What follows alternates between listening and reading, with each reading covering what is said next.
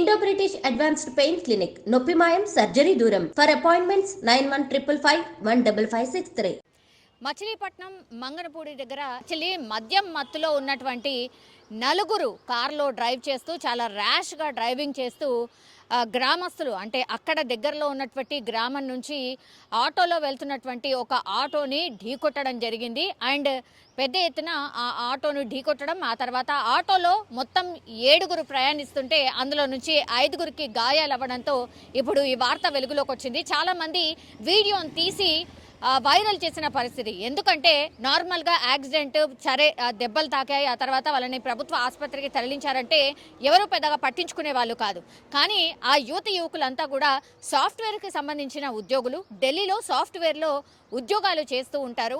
And 2 రోజుల క్రితం birthday party ఉంది వాళ్ళ ఫ్రెండ్ది అన్న నేపథ్యంలో అక్కడ దగ్గరలో ఉన్నటువంటి ఒక ఊర్లో పార్టీ అటెండ్ చేసిన తర్వాత అగైన్ మంగనపూడి బీచ్లో పొద్దున అంటే సన్ రైజ్ చాలా బాగుంటుంది అని తెలుసుకొని పొద్దున్నే అక్కడికి రావడం, ఆ బీచ్ దగ్గరికి వెళ్ళే టైంలోనే అక్కడే అంటే ఆ కార్లోనే మద్యం సేవించడం, ఆ తర్వాత రాత్రి పార్టీ జరిగింది కాబట్టి బర్త్డే పార్టీ, అందులో కూడా మద్యం సేవించి ఉన్నారు. సో ర్యాష్గా డ్రైవింగ్ చేస్తూ అక్కడ అంటే మంగనపూడి దగ్గర ఉన్నటువంటి ఆ విలేజ్ ఆ రోడ్లో ఎక్కడైతే ట్రావెల్ చేస్తున్నారో అక్కడ ఒక ఆటోను ఢీకొట్టడం జరిగింది. అండ్ ఢీకొట్టిన తర్వాత కూడా అందులో నుంచి ఇద్దరు యువతులు అందులో ట్రావెల్ చేస్తూ ఉన్నారు. సో ఓ యువతి బయటకి దిగి ఎప్పుడైతే ఆటో వాళ్ళు ఏం డ్రైవ్ చేస్తున్నారు, ఎట్లా డ్రైవ్ చేస్తున్నారు, కనీసం కనిపించట్లేదా అని వాగ్వాదం చేసినప్పుడు అందులో నుంచి ఒక యువతి దిగడం, ఆ తర్వాత అసభ్యంగా పదజాలంతో మాట్లాడడం, ఏమవుతుందో చూసుకుందాం, అసలు ఏమైంది మీకు, ఏమన్నా చచ్చిపోయారా ఏంటి, ఇట్లాంటి మాటలు మాట్లాడడంతో పూర్తిగా అక్కడ ఉన్నటువంటి ఆటోలకు సంబంధించిన వాళ్ళు దిగి వాళ్ళని ఆపే ప్రయత్నం చేశారు, నిలువరించే ప్రయత్నం చేశారు. అండ్ ఆ రోడ్లో ట్రావెల్ చేస్తున్న వాళ్ళు కూడా పూర్తిగా అందరూ దిగి అసలు ఏం మాట్లాడుతున్నావు, యాక్సిడెంట్ చేయడమే కాకుండా ఈ దబాయించడం ఏంది అని ప్రశ్నించడంతో పెద్ద ఎత్తున గొడవ జరిగిన పరిస్థితి. అండ్ యువతి మనకి ఎవరైతే కనిపిస్తున్నారో ఆమె పరుష పదజాలంతో అసలు వినకూడని మాటలు మాట్లాడుతూ అత్యంత దారుణంగా మాట్లాడినటువంటి సిచ్యువేషన్ కనిపించింది. దీంతో గ్రామస్తులు కావచ్చు, అక్కడ యాక్సిడెంట్ చేసిన తర్వాత ఆటోలో గాయపడిన వాళ్ళు కావచ్చు, ఆ యువతిని పూర్తిగా నిలువరించే ప్రయత్నం చేయడం, ఆమెను క్వశ్చన్ చేయడం, అసలు నడవండి పోలీస్ స్టేషన్కి అనడంతో ఆమె ఇంకా వాళ్ళని రెచ్చగొడుతూ పూర్తిగా పోనీ నువ్వు కారు పోనీ, ముందుకు పోనీ, ఏమవుతుందో అది చూద్దాం, చచ్చిపోతే చచ్చిపోయారు అనేటువంటి మాట మాట్లాడడం మనం స్పష్టంగా వింటూ ఉన్నాం. దీంతో ఇంకా కూడా కోపంగా పూర్తిగా ఆ యువతి మాట్లాడిన తర్వాత ఈ గ్రామస్తులందరూ కూడా పోలీస్ స్టేషన్కి వీళ్ళందరినీ తీసుకువెళ్లే ప్రయత్నం చేయడం, పోలీసులు అక్కడికి రావడం, ఇదంతా కూడా జరిగింది. అప్పుడు ఆ రోడ్లో ట్రావెల్ చేస్తున్న ఈ పరిసర ప్రాంతాల గ్రామస్తులు కూడా పూర్తిగా ఈ అమ్మాయి కావచ్చు, లేదంటే ఈ నలుగురు జర్నీ చేస్తున్నటువంటి కార్ని నిలువరించారు. పోలీస్ స్టేషన్కి వెళ్లే వరకు వదిలిపెట్టలేదు.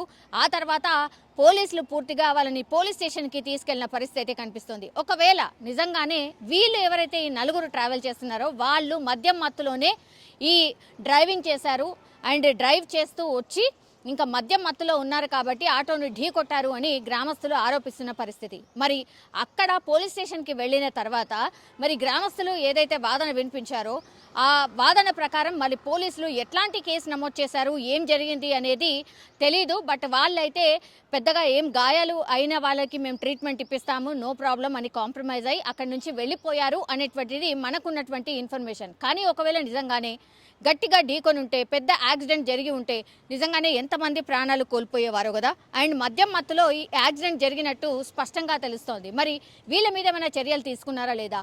ఢిల్లీకి సంబంధించిన సాఫ్ట్వేర్లో వీళ్ళు జాబ్ చేస్తున్నారు కాబట్టి మరి వీళ్ళకు పూర్తిగా మళ్ళీ వాళ్ళ జాబ్కి కావచ్చు, లేదంటే ఇంకో కేసు అయితే వాళ్ళ ఫ్యూచర్ కావచ్చు పూర్తిగా స్పాయిల్ అవుతుంది అన్న నేపథ్యంలో వీళ్ళందరినీ కూడా గ్రామస్తుల సమక్షంలోనే సెటిల్మెంట్ చేసి పూర్తిగా వదిలేశారు అనేది కూడా ఇంకో వాదన వినిపిస్తోంది. కానీ ఈ నలుగురు కూడా మద్యం మత్తులో యాక్సిడెంట్ చేసినట్టుగా పూర్తిగా స్పష్టంగా అర్థమవుతోంది.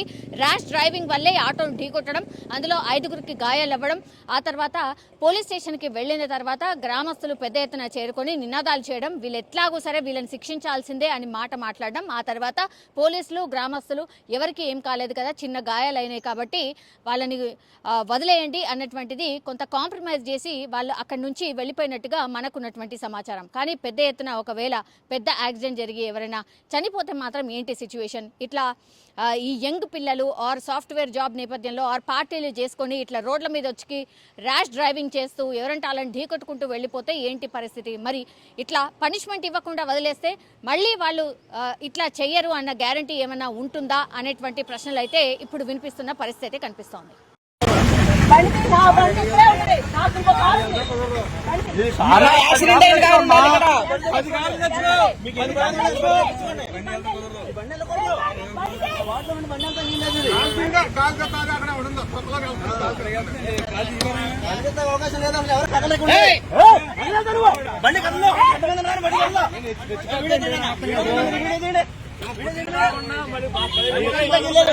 కదలవద్దు బండి బండి కదులు తగ్గిలేదు.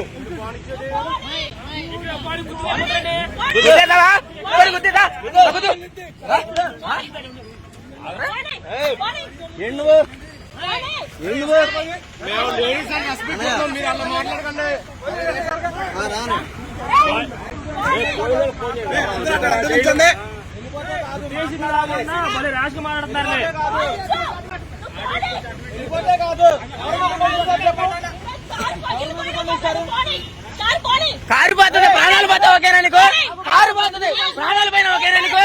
ప్రాణాలు పైన ఓకేనా? సరే వెళ్ళు.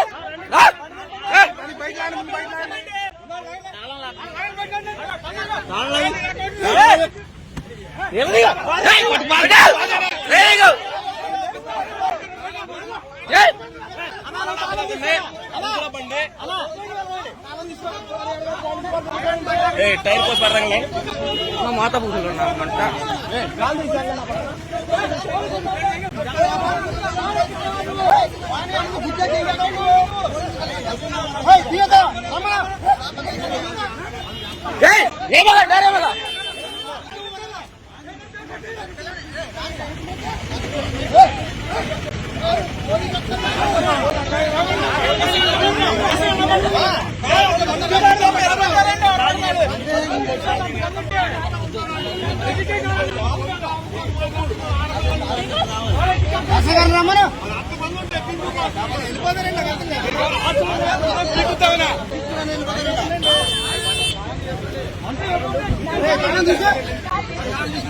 తీసుకెళ్ళిపోతాంట కారు